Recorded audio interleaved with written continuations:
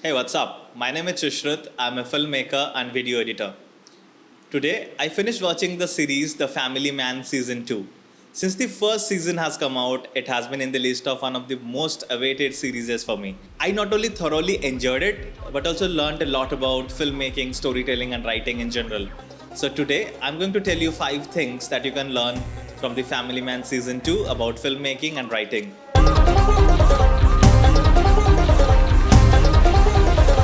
The first thing that you can learn from The Family Man Season 2 is conflict is everything. Only inexperienced creators think of films and stories from the perspective of an idea, but experienced ones think of it from the perspective of desire and conflict.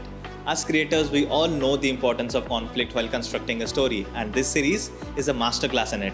The protagonist Shrikant Tiwari has both external and internal conflicts.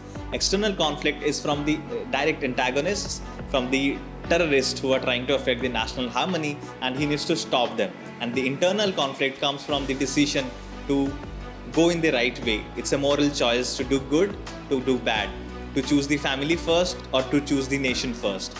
And that creates an everlasting impact in our mind. Not only the protagonist, but the antagonists also have a lot of conflict while executing their plan, which keeps the stakes high, and we always keep guessing what's going to happen, and the film always turns it around. The second thing we can learn from The Family Man Season 2 is embrace the cliches.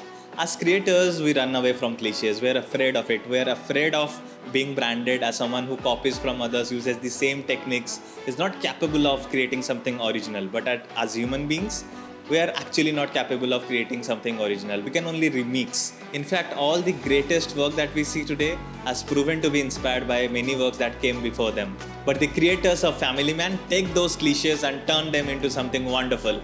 As an example, we all have seen those thousands and thousands of movies where antagonists will try to harm the heroes, friends, and family members to achieve something from them, to hurt them where it hurts the most, and that becomes a turning point and act as the catalyst to turn the hero's motivation to directly harm the antagonist.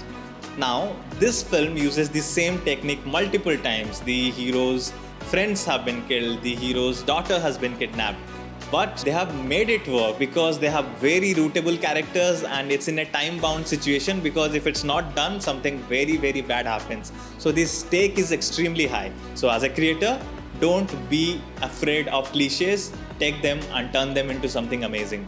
The third thing that we can learn from The Family Man Season 2 is merging reality with fiction. Today, when I was scrolling through Twitter, I saw a lot of controversies about this series, that it has hurt the sentiment of a certain community. But this film is a work of fiction, and it's not for educational purposes, it's for entertainment purposes, and it should be taken as it is.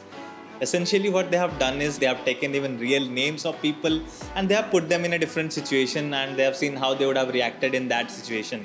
It has nothing to do with reality, but what it does to us as an audience is it makes us believe in a reality which may have existed at that time and we do not know about that, and it makes the story come alive. The fourth thing that we can learn from The Family Man Season 2 is humanizing characters. Whether it's the protagonist or the antagonist, the writers and creators have humanized every character in the story. We not only see the traumas that the protagonist or the positive characters of the film have gone through, we also see the traumas that the negative characters of the film have gone through. Both the positive and negative characters have their moral dilemma, have their passion, have their goals, have their purpose. And because someone is a negative character, they have not been shown like a monster. Even when the antagonists are wronged, we feel extremely anxious for them, and we ask the question that the creators want us to ask. What we would have done if we would have been in their place? Would also we have chosen the path of violence? The fifth thing that we can learn from The Family Man Season 2 is keep them wanting more. The most special thing about any series that we love to binge watch is that they keep us wanting more. We can never get enough of what we're seeing. We are always eager to know what happens next. In this series, every episode ends with either the protagonist losing or something happening which may change the course of the entire story. that keeps us extremely eager to know what happens, and we immediately jump to the next episode to find out. Even when the series ends, it ends with a new conflict, a new premise, and a new antagonist, so that we're eager to know what happens next, and we keep wanting more when the next season comes out. So these are the 5 things that you can learn from the Family Man Season 2 as a creator. I hope you like this episode. If you haven't subscribed to the channel, please consider doing so. Share the video, like the video, which will encourage me to make this kind of content more. See you in the next one.